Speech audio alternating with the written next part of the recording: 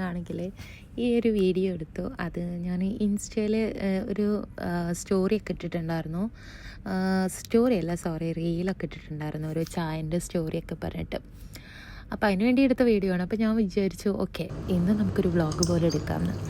ചായ എല്ലാം കുടിച്ചു കഴിഞ്ഞിട്ട് നമ്മൾ കഥയെല്ലാം പറഞ്ഞു കഴിഞ്ഞ് നമ്മൾ എന്ത് ചെയ്തു, ചായ ഉണ്ടാക്കിയതൊക്കെ നമ്മളിന്ന് കഴുകണമെങ്കിലും ആരും വരില്ല. അപ്പോൾ അതിന് ഒരു പ്ലാസ്റ്റിക് പാത്രം ഉണ്ടായിരുന്നു. അപ്പോൾ അത് ഞാൻ എടുത്ത് വെച്ചു, ജസ്റ്റ് നമുക്ക് പെയിൻറ്റിങ്ങിനെങ്ങാനും ആവശ്യം വന്നാലും അതുകൊണ്ട്. എന്നിട്ട് നമ്മൾ പാത്രമൊക്കെ കഴുകി വെച്ചു. വേറെ എന്താ പറയുക, വേറെ ആരും വരില്ല കഴുകാൻ, നമ്മൾ തന്നെ കഴുകണം. അപ്പോൾ അതുകൊണ്ട് പാത്രമൊക്കെ കഴുകി വെച്ചു. പിന്നെ നമ്മളെ ചായക്കപ്പ് അതും കഴുകി വെച്ചു. ഇനി നമുക്ക് എന്താ ചെയ്യുക, അവിടെ നിന്ന് ജസ്റ്റ് ക്ലീൻ ചെയ്യണം. ആക്ച്വലി ഇതൊരു ഷെയറിങ് കിച്ചണാണ്. അപ്പം ഇങ്ങനൊന്നും ഫ്രീ ആയിട്ട് ഒരിക്കലും കിട്ടില്ല. ഇന്നിപ്പോൾ വീക്ക് ഡേ ആയതുകൊണ്ട് എല്ലാവരും ഡ്യൂട്ടിക്കും കാര്യങ്ങൾക്കും പോയിട്ടുണ്ടാവും. അപ്പോൾ അതുകൊണ്ടാണ് എനിക്ക് ഏറ്റവും ഇഷ്ടം വീക്ക് ഡേയിൽ ഓഫ് കിട്ടാനായിട്ടാണ്. കാരണം നമ്മൾ ഭയങ്കര ഫ്രീ ആയിരിക്കും, ഭയങ്കര കാമായിരിക്കും. വീക്കെൻഡിലൊക്കെ ആണെന്നുണ്ടെങ്കിൽ ഭയങ്കര ബഹളമായിരിക്കും. അപ്പോൾ അതുകൊണ്ട് നമ്മൾ ഇനിയിപ്പോൾ ആ തുണിയെല്ലാം അങ്ങ് വിരിച്ചിടാം. പിന്നെ ഇതൊക്കെ ഒന്ന് ജസ്റ്റ് ക്ലീൻ ചെയ്യാം. ഇവിടെ ക്ലീൻ ആക്കാനൊക്കെ ആൾ വരും കേട്ടോ. ജസ്റ്റ് യൂസ് ചെയ്ത് കഴിഞ്ഞാൽ അപ്പോൾ ക്ലീൻ ചെയ്യാം, അത്രയേ ഉള്ളൂ. അന്നേരം കയ്യും ഒക്കെ കഴുകിയതിന് ശേഷം നമുക്ക് ഇനി പാത്രങ്ങളൊക്കെ എടുത്ത് വെക്കാം. എൻ്റെ കബോർഡ് തുറന്നാൽ പേടിക്കേണ്ട, കാരണം ഫുൾ ജാലിയൻ വാലാബാഗാണ് അതിൻ്റെ ഉള്ളിൽ. ഇത് എൻ്റെ വലിയ പാത്രങ്ങളൊക്കെ വെക്കുന്നൊരു സ്പേസാണ്.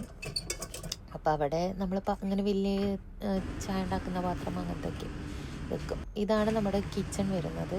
ഒരു കുഞ്ഞു കിച്ചണാണ്.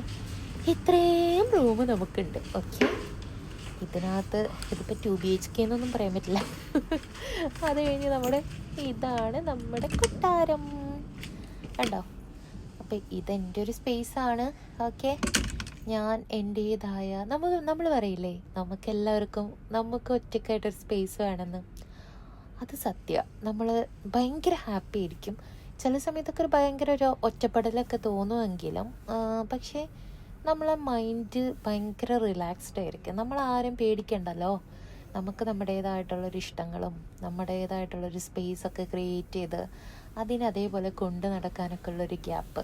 പിന്നെ ദുബായിലെന്നൊക്കെ പറയുമ്പോഴത്തേനും നമ്മൾ വർക്ക് സ്പേസിലാണ് കൂടുതൽ ടൈം സ്പെൻഡ് ചെയ്യുന്നത്. വളരെ കുറവാണ് നമ്മൾ റൂമിലിരിക്കുന്നത്. കാരണം ഒന്നില്ലെങ്കിൽ ഗ്രോസറി പർച്ചേസ് ഇതെല്ലാം കഴിഞ്ഞ് നമ്മൾ ഏകദേശം റൂമിൽ സ്പെൻഡ് ചെയ്യുന്ന ടൈം എന്ന് പറഞ്ഞു കഴിഞ്ഞാൽ ഒരു 8 hours ഒക്കെ ഉണ്ടാവുള്ളൂ എന്നാണ് എൻ്റെ ഒരു ഇത്.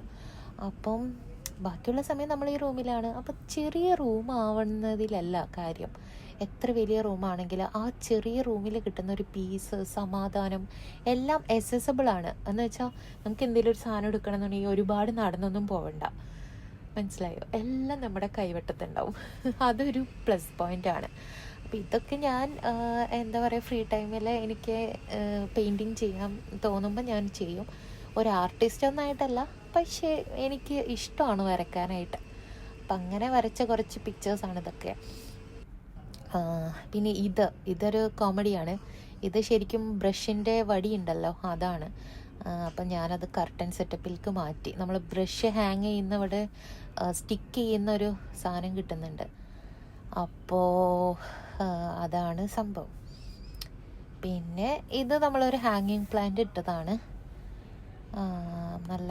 നല്ല പ്ലാന്റാണ്. പിന്നെ ഇത് നമ്മൾ വാങ്ങിയൊരു പ്ലാന്റാണ്.